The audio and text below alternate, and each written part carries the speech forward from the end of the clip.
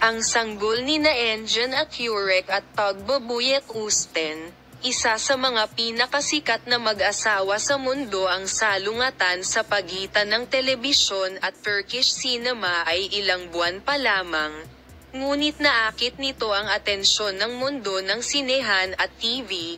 Maraming mga producer at direktor ang nagsimulang mag-alok sa mga sanggol ng mag-asawa na makibahagi sa mga proyekto sa pelikula at mga serye sa TV. Ang sitwasyong ito ay nagkaroon din ng malaking epekto sa mundo ng magazine. Narito ang lahat ng detalye tungkol sa nakakagulat na kaganapang ito at ang prosesong pinagdaanan ng mag-asawa. Sina Engin Akurek at Tagbabuyek Usten ay nakakaakit ng pansin sa pagkakaisa at pagmamahalan na kanilang nararanasan sa big screen at sa totoong buhay. Ang mag-asawa, na ikinasal pagkatapos ng mahabang relasyon, ay nakaranas ng kagalakan ng pagkakaroon ng isang anak. Ang kapanganakan ng kanilang sanggol ay sinalubong ng buong sigla ng mga tagahanga ng mag-asawa. Kahit na ang mga unang larawan ng sanggol ay hindi ibinahagi ng mag-asawa sa social media, sinundan sila ng interes ng mga reporter ng magazine.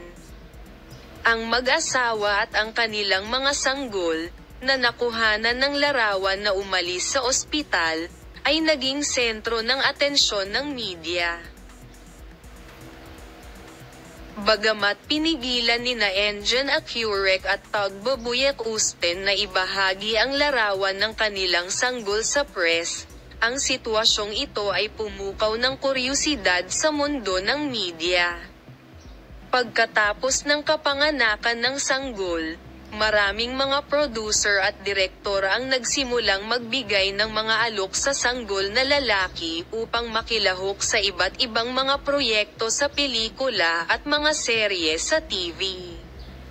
Ang sanggol, na ilang buwan pa lang, ay nakakuha ng atensyon ng mga producer sa kanyang natural na ganda at balingkinitan.